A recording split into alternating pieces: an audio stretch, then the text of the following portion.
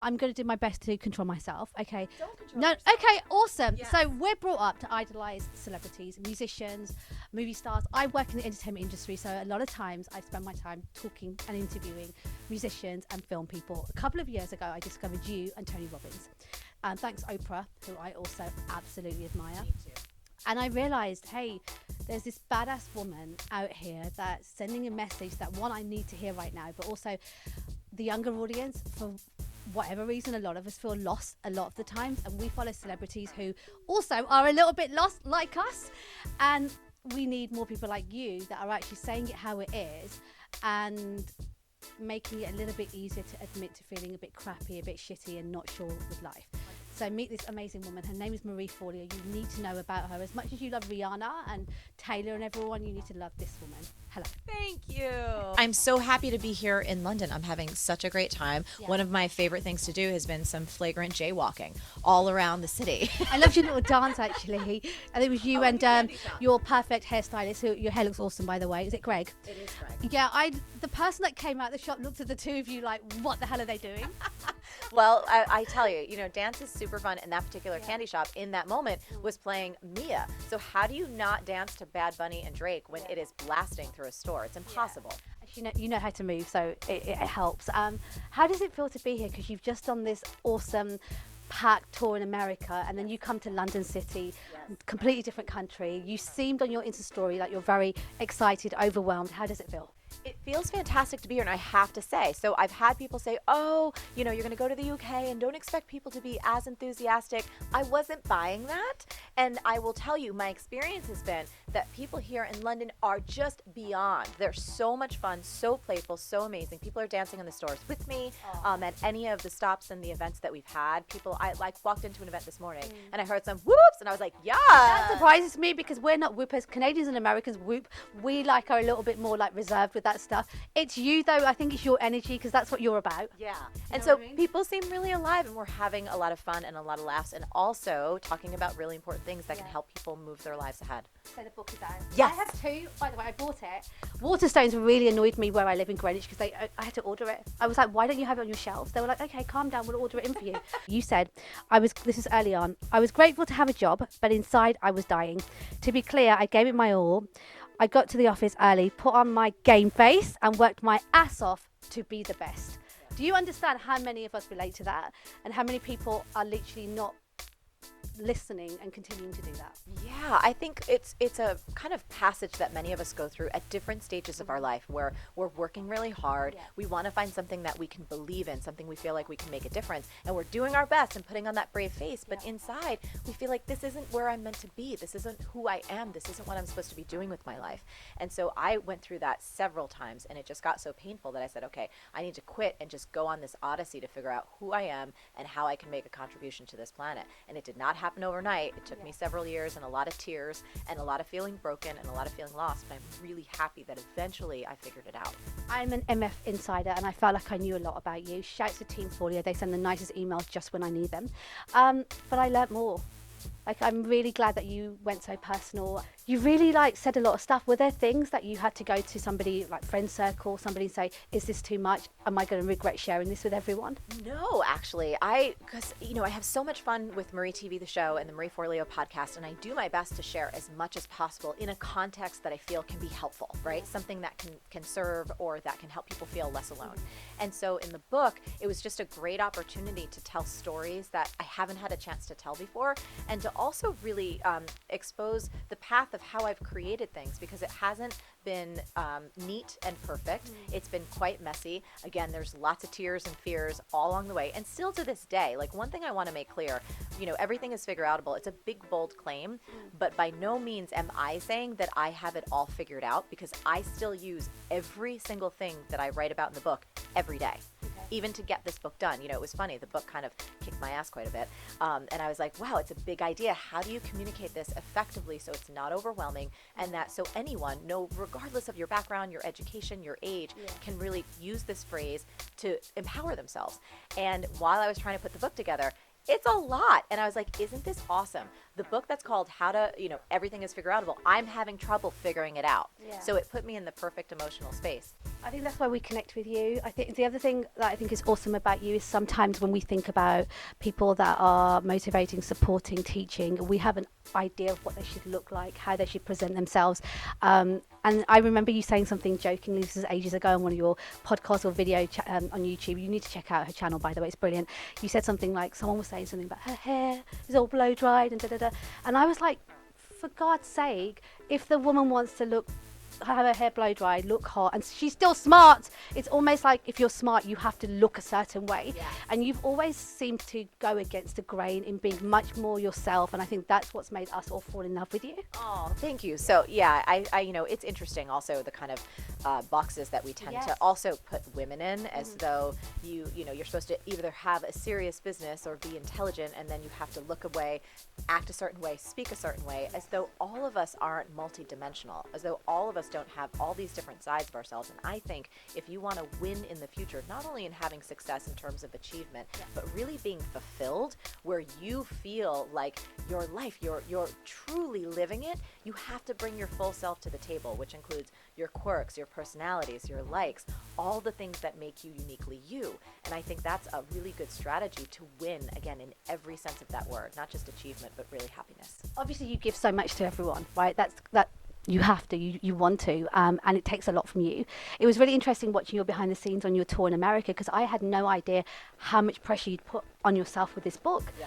And then when you got, congratulations, the #1 bestseller in the States, when you cried and you were overwhelmed, I literally was like, God, she really didn't think this was going to happen, or she really didn't have this guarantee. To us, it was like, this Marie Forleo, she's going to kill it, it's fine, It's so but funny no, you say that. That's amazing. So for me, I just have my head down doing the work so often, and I'm just very clear in life that nothing is guaranteed. You just never know how things are going to turn out, and the only thing that you can count on is your ability to do your best work. And I knew, even if we didn't make it on the list, because I've had many friends who are really talented, who do great work, who absolutely deserve it, didn't make it on. So for me, it was just it was such a moving moment, because my entire team too, I don't do anything by myself. It's not like the achievement of this, even the writing of the book, so many people contributed to making it as great as it can be, and then the actual launching of it, we were just so incredibly grateful. And the reason why is not for the ego-ness. It's cool, don't get me wrong, like, oh my God, we're a #1 New York Times bestseller. Yes. But what that means for me is that the book has a better chance of having a longer life, which means that the message has a better chance of getting to more people. where does that come from? Because we are living in a world right now where it's me, myself, and I. Everybody is like, how am I going to be successful? How am I going to be the hottest girl in the room? How am I going to make money? How am I going to have more followers? And then there's you, who literally really does care about people, because there's the money aspect aside, the emotional aspect of what you do. You have to love people to do that, because I'm assuming your DMs and your emails from the ones you receive from all of us, they must be really overwhelming. So where does that come from, this desire of like, I want to help this lot get themselves together? I feel like I always wanted to just see other people win. Like that really lights me up, and it really turns me on. When I see other people happy, or I can see someone go from not believing in themselves or not being sure if they can do something to absolutely crushing it, I just jump up and down. I think at the root of it, I'm like the world's biggest cheerleader. But throughout my career, I've been doing this for 20 years now, I've also just seen the contrast for myself. When I focus on me, I'm not as happy. When I focus on trying to get or achieve or do someone else, I'm miserable. But when I put my attention on other people and how can I be of service, how can I connect with them, how can I listen to them, I feel better. And so I think a really simple mantra outside of everything is Figureoutable is always focus on what you can give, not what you can get. If you live your life that way, even the simple things like going to get your coffee in the morning, and you ask the person serving you, like, what's your name? How's your day going? You really care about the answer. In that moment, you get so much energy, you get so much life, and you do that every single moment. And before you know it, your life is... Can we keep you? Yes. Like, I feel like America's had you long enough. We need you to stay here. We need your energy. We're in a tough time right now with Boris. I know you've got Trump, but Boris is a problem for us. So could you stay? Right? We've got so many challenges. much. Well, that was the other reason why I wanted to write the book. I feel like there are so many brilliant people out there of all different ages, but especially young people who, if I can even play a small part in helping them understand how many gifts they have inside, how much innate power they have, and that they have the potential to collectively some of our biggest problems, then this book will have done its job. When you've done something and for whatever reason it hasn't gone to plan, Yes. I'm guilty of it, and I've now changed it because of the book. I'm trying to challenge myself. You say try again and do a different approach, think of it differently. So just because it didn't work, it doesn't mean you should never ever do it again. Could you just like talk a little bit about what you mean by that? Because most people think failed, I'm not trying that method again. That's right. But you don't agree with that, right? So I think failure is a especially short-sighted concept in life. It's kind of like this. If you think about going to the movies with your friends, you go into the movies, you have your popcorn, you have your Coke, you sit down, you watch the movies, and then like Water. Coke is full of sugar. it is Bad for you. It's like 100 spoons of sugar. It is, but every once in a while I do have them. I'm just gonna say. Okay, all right. So you're sitting there, you're eating your popcorn, and like 20 minutes into the movie, everything's great, and then the characters hit this huge conflict, right? They fall on their face, and you're like, oh, they failed, and you walk out of the theater. That wasn't the end of the story. You don't know what happened unless you stick around and you see the resolution. And I think in our lives, that's the same thing. So I've failed at so many things in my life, and we continue to make mistakes and flop. Yeah. But here's another little mantra. I live my life by those because they work. Yeah. I didn't make this up, but I learned it in my early 20s, and it's made a huge difference to me. I win or I learn, but I never lose. Aw. I win or I learn, but I never lose. So that gives you permission to go out there, to experiment, to try things. And when you fall on your face, because you will, because we all do, ask yourself, can you extract some kind of lesson from it? Can you extract some type of growth or some experience you put under your belt that helps you with that next time? And focusing on progress, not perfection, right? You don't have to get it right. You just have to get it going. And I'm wondering, as a woman like who is kicking some ass in business, and also, you know, you look amazing. Sometimes women are like, especially when I talk to actresses in film, they always say that the women are judged by their age, who they date, and what they look like. You know, and it's such a pressure for younger women as well, because everybody is focusing on the wrong stuff. Right. Can you like just remind us all like how much more we are than just this? Oh, well, here's the good news. It's like the good and bad news, right? All of this is gonna droop and drop and gonna go south. Okay. So you've got to pay attention to what's the inside. And I have to tell you, one of the things I actually love walking around New York is I often see these women, right? They're probably in their 70s or 80s, and they are gorgeous. Absolutely gorgeous. Beautiful wrinkles. But you know why they're gorgeous? There's a light coming from inside of them. There is joy. There is playfulness. There is energy. And I feel like one of the cool things about social media right now is we're actually seeing women of all ages really embrace who they are, the skin that they're in, the size that they're in, the colors, everything. And so I think, you know what? It's just understanding the reality that all of this changes, and understanding that at every single stage of your life, you are beautiful. And what's going on the inside is going to always be so much more powerful than what's going on the outside. And you as a woman in this space, there's a lot of men. I know there's you, there's Brene Brown, there's loads of like kick-ass women too. Have you felt that pressure? Have there been moments where you've walked into a room and people have looked at what you look like, because you are glamorous, you are a good-looking woman, and they've almost decided already a preconceived idea of who you are? Oh, it happens all the time. And I'll tell you, it also happens on our show, where like people will offer criticisms about, you know, oh, well, how much of her hair is fake? And look at all those extra extensions. And I'm like, listen up. It's real hair. And I'm like, but look, I'm Italian American. So with all this beautiful hair comes all kinds of hair that I need to maintain, right? Love it. You know the blessing, but you don't realize the curse. But, you know, oftentimes, and I think it's just, honestly, it's just from folks not having really looked inside themselves yet, you know, and they're probably in some form of pain and just feeling like they have to lash out. But I just try and leave that to the side and focus on the people that I can help. I was always taught growing up that you want to be the most successful, you want to do the best and be at the top of the ladder. And then you get to the top of the ladder and you look around sometimes, and the people around you aren't necessarily the kindest, and they're quite competitive, and you may love your job, but the situation, you're like, this isn't how it's supposed to feel.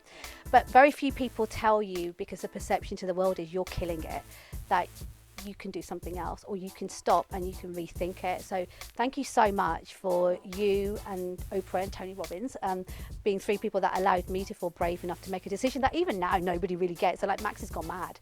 Like, why would Max do that? But I'd love you to just remind people out here that when happiness doesn't just come from success, titles, money, image, you know, we're not taught it enough, you know, Marie, but are you happy? Do you enjoy what you do? And I think, are you making a difference to others? I think really at the end of the day, if you can find a way to contribute to others, and it doesn't mean that you're necessarily going to solve world hunger. It doesn't necessarily mean that you need a lot of resources to make big philanthropic donations, but are you putting your attention and energy on being supportive and making a contribution? If the answer to that question is yes consistently, I guarantee you, you will feel a sense of satisfaction and fulfillment so far beyond anything that's exterior in terms of materialism or achievement or the things that quite frankly come and go. Oprah Winfrey is like an icon to me.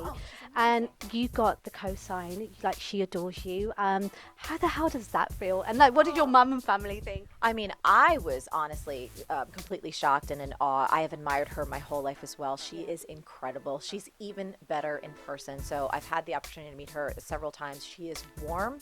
She's compassionate. She's funny. She's completely down to earth. And I just think she's an icon for all of us. So Does that mean a lot to you, though, to get someone like her to acknowledge who you are? Honestly, it was hugely moving because I've often, you know, all of my work, I've never really gone after doing a lot of press. A lot of friends have been like, why don't you ever go after doing more press? And I'm like, I'm just doing my work. I'm a very kind of nose to the grindstone kind of person. And so when her and her team reached out, and then when I was able to be on the show and then do the Super Soul Sessions talk, which was where I first kind of tested out whether people would respond to the everything is Figureoutable message outside of my own platform, and it was well received. It felt really good. It felt really beautiful. You said something about the tour. I saw on your tour diary. You said after doing this, it's given me an appetite and given me a taste to do something else. You kind of did this really different tour, haven't you? Where you incorporated your love of music, performance, and supporting people, talking to people that want to hear what you think and inspiring them. Has it surprised you the way it's been embraced? Yes. Well, I'll tell you this. When we were thinking about how to bring the book out into the market, I had this vision in my heart that sounded a little wild at the time. I said, imagine if a Beyonce concert and a TED Talk had a baby and then threw a block party. Wouldn't that be cool? Yeah. And I thought to myself, like, where could we do it? And we have this beautiful venue called the Hammerstein Ballroom in New York City. So I've seen great concerts there. And I said, wouldn't it be amazing if we had backup dancers and a whole set and we weaved in talks and music and reggae and dance hall and hip hop and all this stuff. And I was terrified. I didn't know if we could pull it off. I was totally stressed out and scared. Like, what did I get myself into? And then, you know, through a lot of hard work and many hours and a lot of great collaborators, we did it. And it was, we had like under 2,000 people come.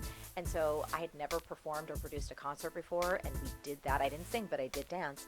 And we have the whole thing filmed. So now the big challenge is to cut that up and then to be able to share it with others so people that weren't there get to experience that. You know that needs to go on Netflix. Oh, we need you on Netflix. We need Amazon. I think it would be amazing because I think also so many of us love music. Absolutely. So many of us love dance, and music kind of opens up our creative channels and it makes us see new possibilities. So when you weave that in with ideas that can also help you see things from a new perspective, and you do it in a concise time like 90 minutes, I feel like you can get people in and out and really get them on fire. And Jersey Marie gets to have fun, right? Oh, she does. She comes out. She's so hilarious. She's salty. She reminds me of J Lo in Hustlers. Do you realise that? Yes. I was like, that's who Josie Marie is. Ramona. Yes, That's that is Ramona. her. Yes. I was just like, oh my God, does she realise she is Ramona? It's amazing. By the way, did you see Hustlers? Yeah, awesome. Absolutely awesome. But then that's another example. Jennifer Lopez and Dwayne Johnson come to mind because people put them in boxes, and I love Dwayne Johnson. He's a pleasure always to chat to. But it was like, he's a wrestler. He can't be an actor, and now he's the highest paid actor in Hollywood. That's right. And Jennifer Lopez as well, in terms of, you know, people wanting to categorize her, and she just keeps going and keeps creating. And I think it speaks to this idea that many of us are multi-passionate creatives. We're multi-passionate entrepreneurs. And when I was starting my journey, the idea of only calling myself a coach or a strategist or whatever, I don't even like that term, it just felt very limiting. And it feels like there are many of us that are built, we have many things to express, many gifts to give, and a lot of the career advice is just archaic. It's from the industrial age, and it doesn't match to the dynamic people we are today. You've got the B School. Yes. And I have wanted to enroll for ages, so I think I'm going to.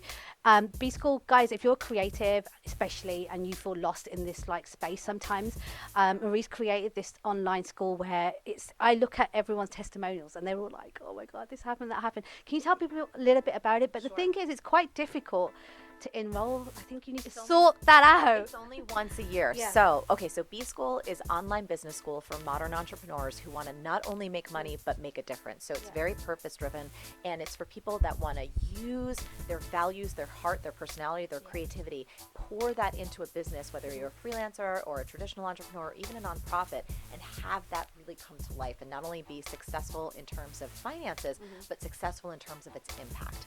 And so we teach people, it's an 8-week course. We only open up enrollment one time per year. We've had over a decade now that it's been running. Over 55,000 people go through the program, which is awesome. And we love creatives and teaching them how to inspire people to say yes to their message, their product, or their service, because everyone, no matter who you are these days, you have to understand how to do what I call modern marketing. It's inspiring people to say yes in a way that does not feel slimy or salesy or aggressive or manipulative. And using the tools that we have now at our fingertips through social, through email, through video, through all the technology, we really have a chance to craft unique careers that work for us and that we love. So it opens up in February, March of 2020. We have a lot of free information that goes out so people can try things before you say yes. And then once you're a B Schooler, you're a B Schooler for life. So you can take the program year after year for free. You never have to pay again. What tips are you going to give to people? We're coming to the end of the year. This is the time when everyone sits down and starts to feel a bit shitty about all the things they didn't achieve. Whether it's relationships, work, the way they feel about the way they look. And then a lot of people dread the new year. It's not as exciting as it used to be when you were a kid. You're like, I can't wait for the year.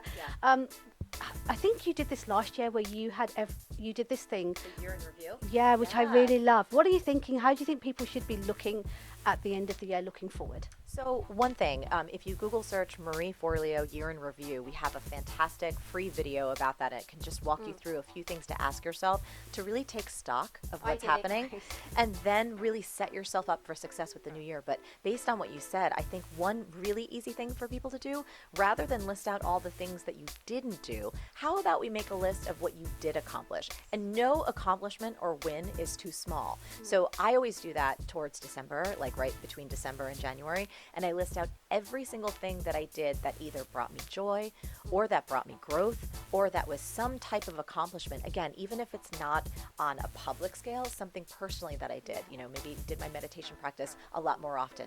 I'm not perfect at it, but got somewhere, or anything like that, something in a relationship, like spending more time with my grandmother who we don't live in the same state. So I would say flip that script, do the Marie Forleo TV, the Marie TV, the Year in Review. That would be really good. And then I just think about asking yourself this question. There's a prompt in the book that is really powerful. It starts like this. Wouldn't it be cool if? Wouldn't it be cool if? And you use that sentence stem and you just let yourself free write in a journal about all the things that you might want to bring to life in 2020. Wouldn't it be cool if I changed my career? Wouldn't it be cool if I received a raise? Wouldn't it be cool if I started working out again and felt strong in my body? You can use that as an opportunity to brainstorm and then go back after a day or two and circle the 1, 2, or 3 things, not too much, that you really would love to focus on. I'd love people to really connect with what you're saying, because I think it's so important right now. We're living in a world of comparison and people always looking at everyone else's lives and wanting what they've got. And I often hear you say, guys, be present in what you're doing. Stop watching others unless you think it's going to help you or inspire you. And that's a really strong message. Comparison is creative kryptonite. It will take you out. When I was in college, we had this awful liqueur that was called Goldschlager. I don't know if you remember what that was. It was like this cinnamon flavored thing, and there was gold flakes in it anyway. I did way Must be too an many American shots. thing. It was disgusting, and doing too many shots, I remember throwing up in the bushes. But when you compare yourself to others online, on social, it's like doing shots of compare Schlager. It's going to get you a hangover, a comparison hangover, and take you off your game for days, if not weeks, feeling terrible. But here's the thing that people need to remember. At the end of our show, we always say the world needs that very special gift that only you have. There is only one of you. No one ever has, nor will they ever have, the unique blend of talents and skills and gifts that you have. And if you don't do everything possible while you're alive on this planet to share your gifts, to reach your dreams, the world will have lost something truly irreplaceable. You. So as you're starting to think towards the end of the year and playing with this question, wouldn't it be cool if, know that you wouldn't have the dream in your heart if you already didn't have what it takes to make it happen. So whatever's coming up for you, there's a reason for it. And if you read this book and you do the exercises, you will have everything that you need to bring those dreams to life. It may not happen overnight. It's going to take some years. It will absolutely take some hard work. But you've got what it takes and you just need to go for it. And guys, there's loads of challenges. It's a really good book. It's really practical. I don't know, sometimes people have this impression about, I hate the term self-help because they're always in those categories in bookstores, but it's more than that because it's literally more about somebody being honest, sharing their journey, but giving us loads of tips that can help. And I can tell you, I've had a really tough year going indie, and if I didn't listen and watch this lady, you're on my list of anytime I'm about to sign a contract to a corporation, I have a go-to list of things or people that I listen to, or I read a quote from, or I revisit something to remind me why I'm doing what I'm doing. So thank you so much. I don't know if you realize this, and I'm sure you hear this all the time, but what you're doing is incredibly powerful. Like, you are changing so many people's lives, and there's so many people out here that are seeking and wanting better, and we just get drawn into like expectations and what the world wants from us.